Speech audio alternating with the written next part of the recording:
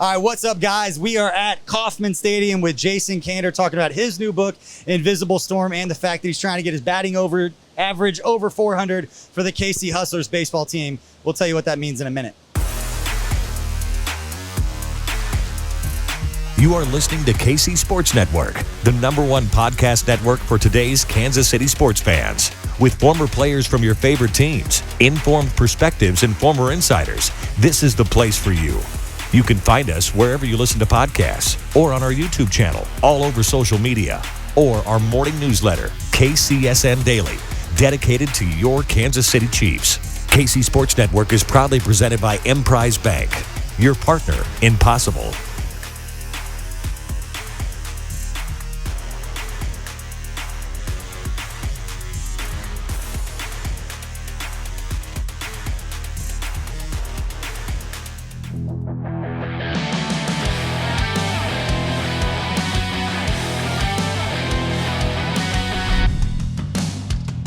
What's up, everybody? Welcome to another episode of Sometimes Weekly Sports and Stuff, presented by our good friends at Holiday Distillery. Make sure to check out their new Ben Holiday bottled and bonded bourbon. And again, if you can't already tell, we are at the beautiful Kauffman Stadium. We appreciate the Royals for letting us out here, and we are joined by a very special guest this week. And I had to write this down, Jason, because you have a long list of things that you have done throughout your career. So, former Missouri Secretary of State. Currently working with the Veterans Community Project, which we'll talk a little bit about later. New York Times bestseller for the new book that we will talk about during this episode, Invisible Storm. Had a chance to read this. Fantastic. And I believe second time New York Times bestseller. Yeah, it turns out, I mean, why write a book unless you're going to do that, I guess. You know, I'm probably jinxing myself if I ever write a book again, but, you know. And most importantly, you did kind of run for president, which we'll talk about. Yeah, kind of, yeah. But most importantly, the gritty center fielder for the Kansas City Hustlers, presented also that team by our good friends at Charlie Hustle, which is part of the reason. And your teammate. And we're teammates. That's why we know each other a little bit. That's how you know I'm gritty, and that's the best way to describe it, because you can't be like power hitting. So gritty works. You get down the line quickly. I know there's a lot of guys keeping shape on the team, but like you take it seriously. You get after it a little bit. Age adjusted, I'm still pretty fast. You know, speed don't slump. I'll say one of my favorite moments, not about this podcast, one of my favorite moments of the summer so far, you were playing first base. It was a perfect night out at Mid-America. You look over like, how awesome is this? And I almost looked at it, like, is this heaven? It's like you were in Field of Dreams, like, there's a perfect night. The sun had just gone down over the trees. It was like, this is beautiful. Yeah, it's amazing, man. Sometimes I'm standing out there in center field, and like maybe we're getting beat or whatever, and I look down and I'm like, I'm 41 years old. I'm wearing baseball pants. How did this happen? It's amazing. Yeah, it's fun. It's a great group of guys out on that team. So if you're listening and you want to watch the baseball and the Royals aren't in town, look us up. We'll let you know on the social media account. You can come watch some KC Hustlers baseball. It's been a lot of fun. But one of the things, and talking a little bit about your book, but I want to connect it to baseball a little bit just because it's a theme throughout. I know you've talked about on your podcast and the different shows that you've done promoting the book, that there's been this baseball thematic throughout. And obviously growing up in Kansas City, Royals fan, just how has baseball been a part of your journey? And through everything, through Invisible Storm, and just now looking forward to get out and playing baseball a couple times a week. Yeah, so in my family, we're Jewish, but baseball is like maybe our religion. You know, like we're Jewish, but we play baseball. You know, like my dad was my Little League coach. His dad was his Little League coach. I'm True's, my son's Little League coach. You know, so it's just like it's a theme, like you said, that has run through my life and through my family. And I can remember as a kid coming out here, and, you know, my dad would point out, he'd be like, watch George Brett, on every play. And I feel like my dad taught me a lot about how he wanted me to approach life by having me watch how George Brett approached baseball. And I think the message was, you know, the more you put into it, the more you'll get out of it. And so my son understands that, like, you know, I use baseball not to teach him about baseball, but to teach him, like, what kind of man I want him to be. So, yeah, I mean, I draw a lot of comparisons to baseball throughout the book and that kind of thing. I think anybody who's played sports, you always refer everything or relate everything back to playing sports. Baseball's great. I grew up as a pitcher. It's the next pitch. It's you got to get over it. You can't live in the past. You got to deal with failure and get over it and get back out on the mound and go throw another pitch. Give up a home run, throw another, get back in the zone. All of those things you can relate to. Favorite Royals memory? Favorite Royals memory is the wild card game.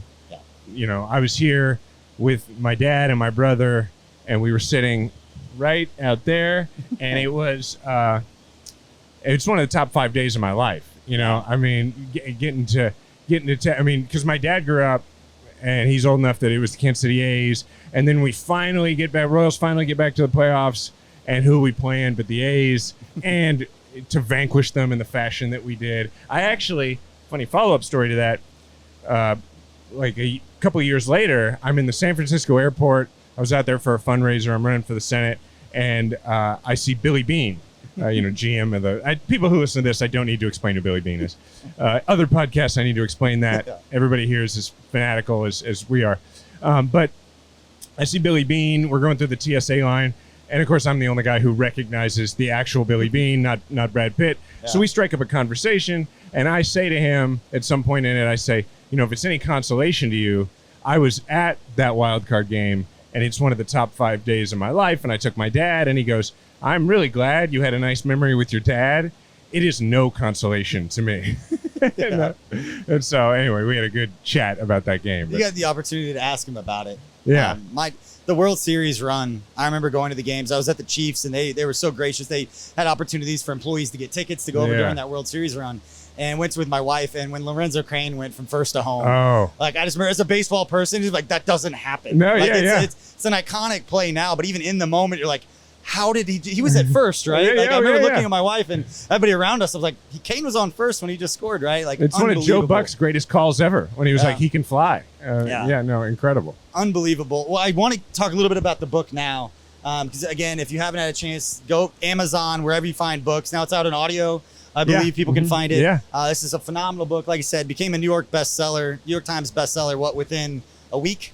Yeah, that was nice. That was good. Yeah. I'm going to let you talk about just the overall premise of the book, but it's kind of your journey, the military and the PTSD that came after it. And you wrote the book with the goal of helping people.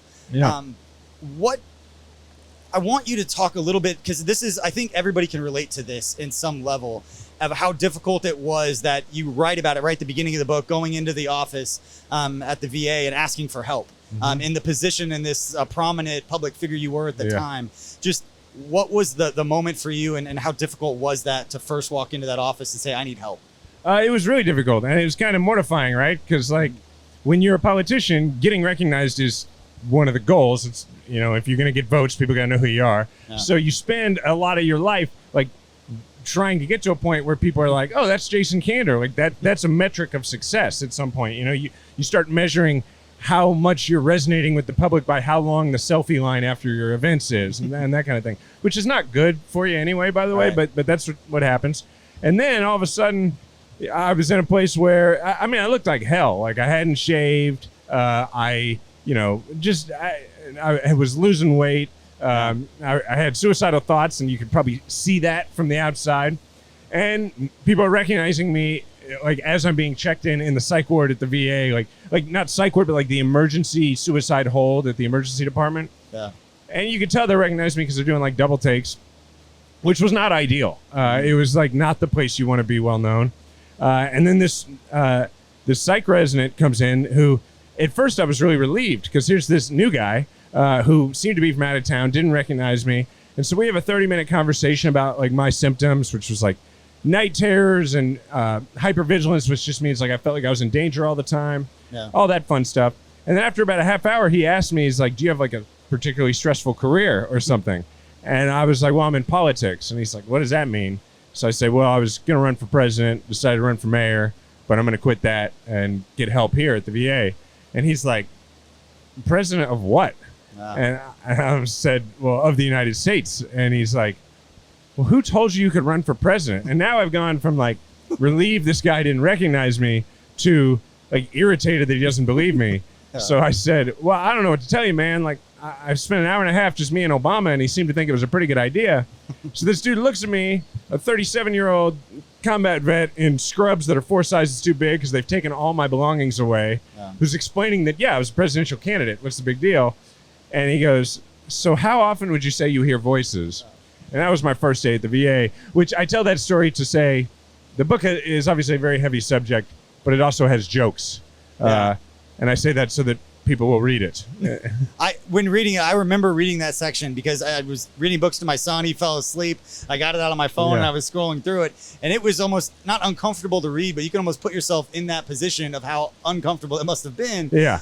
But now that you've kind of gone through this and now you're talking about it and you've gone through the press tour, it's out there and people have kind of read through it. What's been the feedback and how rewarding is it for you to see the goals that you had for the reasons why you wrote it kind of come to fruition? And people are, even on social media, you see people saying, this is not only you think it's going to help people, it already started helping people.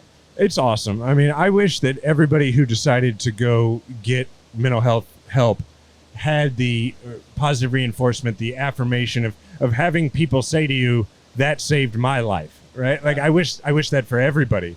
And I try to remind people that, like, we all live public lives to some degree, like with social media. Like, if you're open about your stuff, there's somebody in your social orbit who will benefit from that. Yeah. But that feedback's been really important to me because there's been people who, a lot of people who never served who are like, I got a lot from this. There's people who say, I have a spouse who's had trouble with mental health and I've learned from this.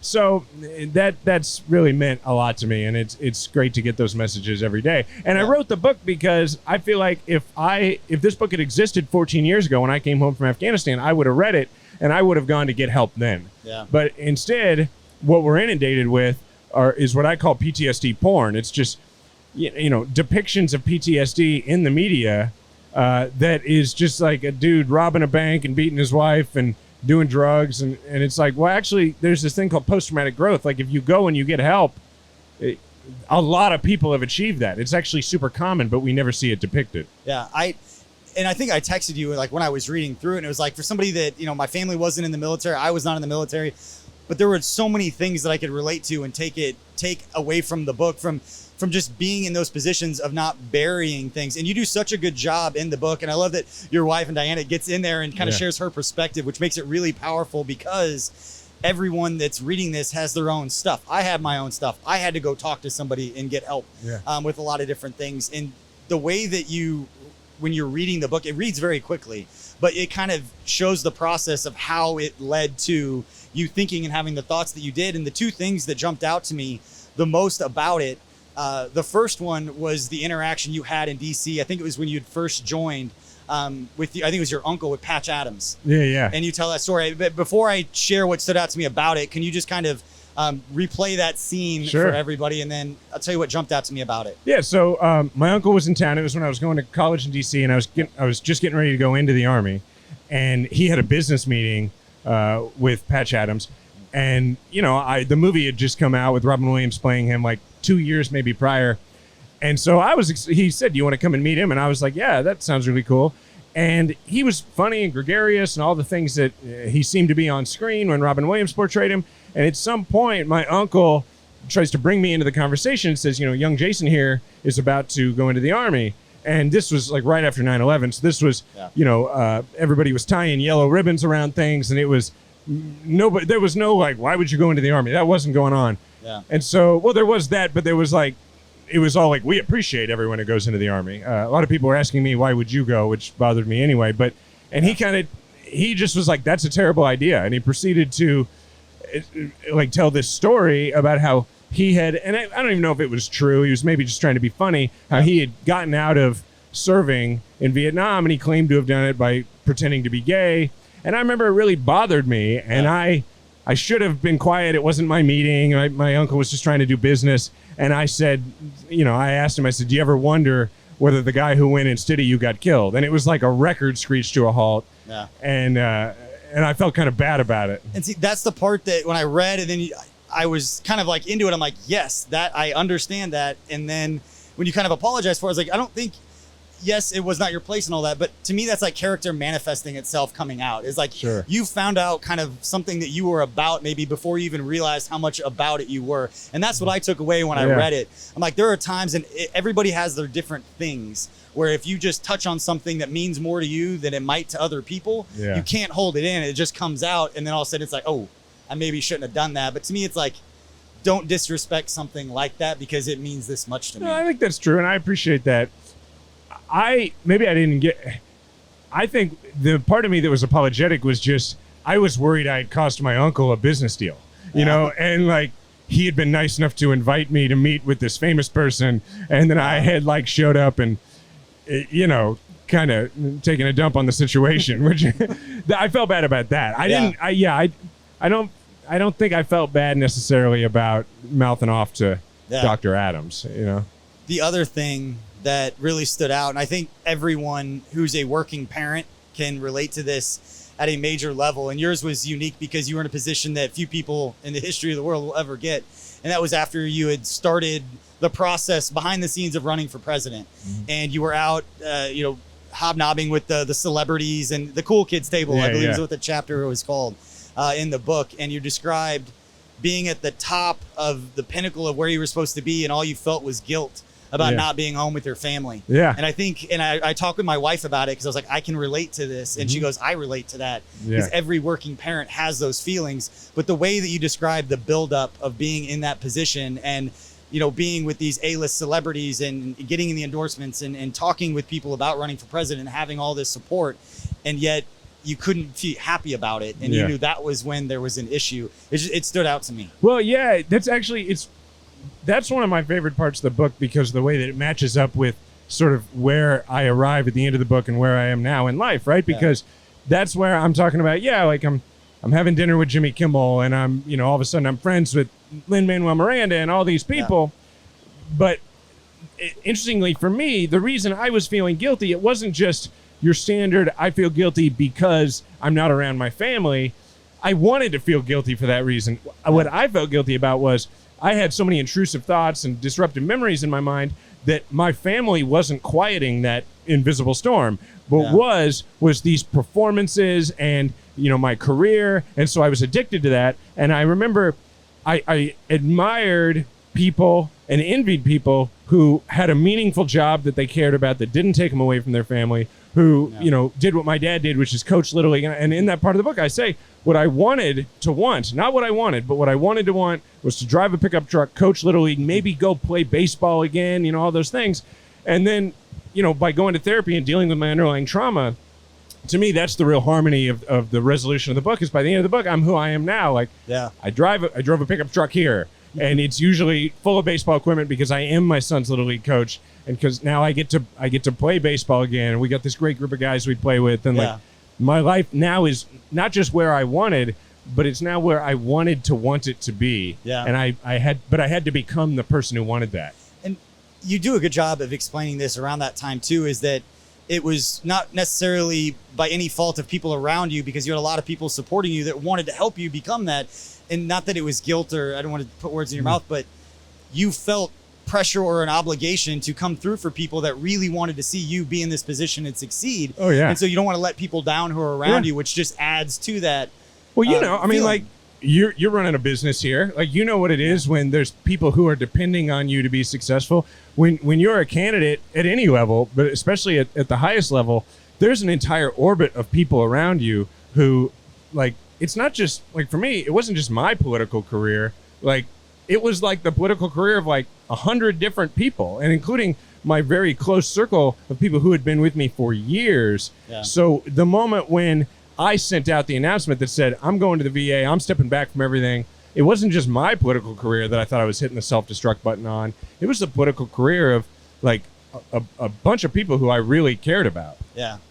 One of the side note, one of my favorite things of playing on the baseball team with you, because we knew each other a little bit, we got to know each other better, is, you know, it's a lot of people you've known for a long time who've known you. They don't, it's not Jason Kander, the former president, it's not the best time seller. It's like you guys known these guys for years. And so you walk in and everybody's giving each other a hard time. And I know what I was walking into. And as soon as I got there the first day, I was like, oh, this is gonna be fun. Like, this is cool. Everybody's laid back. It's a good time. Well, it's one of the great things about it is like, you know, in the book I use the term not wanting to have to wear the Jason Kander suit, like not having to put on the thing.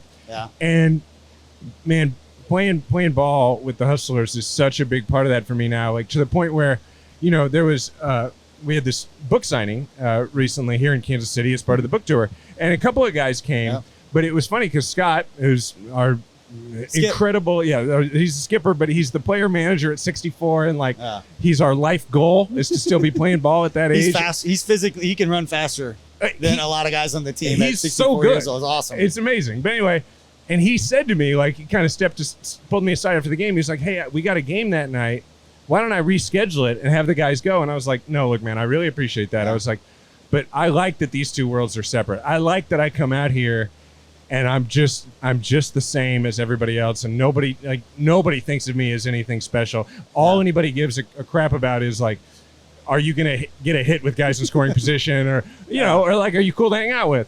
And I was like, so please don't do that, And so I like having those two worlds, to the point where, like, my jersey number is 54 because that's like the name of my podcast. But like, I think next year I'm saying screw it. I'm going with my childhood number 5 after George Brett, like, because I don't want to mix those two worlds at all. Yeah, that's cool. And in going back and switching back and forth between these two worlds, in the Invisible Storm book, the fact that the proceeds, you go out, you buy this book, it supports the Veterans Community Project, which I want to give you a chance with this platform. Thanks. What is it about, and how can people who are listening to this buy the book, obviously supporting it? What's that support going to? Yeah, so Veterans Community Project, based here in Kansas City. Now, we're going national. That's my job for the last 3 years. I've been the president of national expansion at Veterans Community Project. It's two things. It's outreach centers that are walk-in centers that any vet, including me, that's how I got involved, can walk into and get any kind of help that a veteran can possibly need, any veteran. And then the residential operation, which is what we're better known for, and that's the Village of Tiny Houses with wraparound case management services that transitions homeless veterans back into permanent housing elsewhere in the community over the course of months. Wildly successful at doing it. There's nobody else in the country who does it with the success rate that we do. And so I came on 3 years ago as the president of national expansion. In that time, we've expanded to the Denver area, St. Louis area, Sioux Falls area. We just bought land in Oklahoma City. We're going there. And then we have some other places we're going pretty soon that we'll announce. So that's what my royalties go to. That's awesome. So again, grab the book Invisible Storm. All the proceeds go to that. Now, the big question, you've probably been asked this on the 1,000 interviews you've done. What's next? I'm trying to get my batting average over 400. I mean, that's pretty much the goal, man. I mean, what's next is I'm enjoying what I'm doing, and I'd like to keep building these campuses around the country for VCP. And I spend a couple hours a week on Little League lineups. Fall ball's about to start, so I got a lot of work to do there, which all sounds like a dodgy politician answer, but for me, I spent 11 years thinking obsessively about the future because I wasn't able to be in the present because my memories and my thoughts were intrusive and disruptive and upsetting. But I don't have that going on right now. And so I'm just enjoying my life. And so maybe one day I'll run for something again. I'm still involved in politics, but maybe one day I'll run for something, but maybe not, and it's nice to be like, whatever. It'll work out. Seems like it's refreshing for you just to be on the outside and see it as this kind of entity outside of what you are now, where you were at that time. Well, it's kind of perfect for me because, look, it's easy for me to say, like, I'm happy doing what I'm doing because what I ended up with is this great lottery ticket of, I put in this insane amount of work for a decade, and now I have this platform, where when I have something I really want to say politically or whatever, or like, I've done a bunch of work to evacuate folks out of Afghanistan. I have the platform to do that. And like, I can still text like A-list celebrities and be like, hey, I'd like you to give money to this, or I'd like you to hold this up with me and amplify it. So I kind of, the prior me bequeathed to the current me this platform that I can pop up and, do every TV show in the world and promote a book that benefits the cause I care about. And then I can go back to coaching Little League. So I think there's a perception out there sometimes that people are like, oh, that guy just he's just itching to get back in and run for office. And it's like, no, I ran for office because I wanted a platform to be able to make change. And now I have that and I get to enjoy my life. So for me to want to run for office again, there's going to have to be something where I go, well, the only way I can make an impact is if I am president or whatever. And unless that happens, I don't see myself, I mean, look, the president can't play baseball 3 nights a week, man. I mean, I got a responsibility here. My responsibility. What's next for me is getting my arm right for this tournament we got coming up in August. Which props to you. People should know the other night, 5 innings of 1-run ball against a good team. You know, I mean, it was fun to get back out there. I'll say that it was fun to get back out on the mat. I felt like home. Yeah, it is. A lot of people know me as the Chiefs guy, and it's funny. And you're a College World Series champion. I That's I was a on real a really thing. good. I was on a really good team. I had some really, really good teammates. But yeah, I was fortunate to be on the Central Missouri team that won a D2 national title. But there's just something comfortable about getting back on a baseball field. But it's funny that everybody that knows me is the Chiefs guy or Chiefs reporter, always surprised to learn that I was playing baseball. People who know me my entire life said it's always weird for us to hear you talk about football because I wasn't great at football, and I've never said that I was. But yeah, it's been awesome to have the platform. And like to your point, a lot of people can follow your lead, and that there's a lot of different ways that you can help people.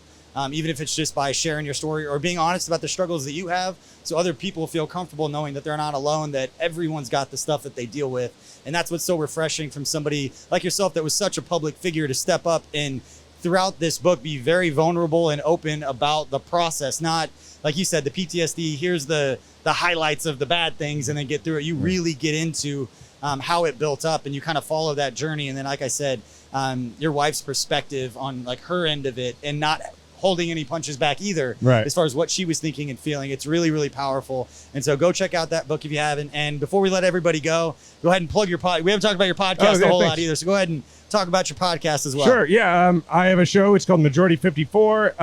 I co-host it with a guy named Ravi Gupta, and it is a progressive political podcast where the goal of it is to help listeners be able to have conversations with people who don't share our political views and bring them over to our side without losing those relationships.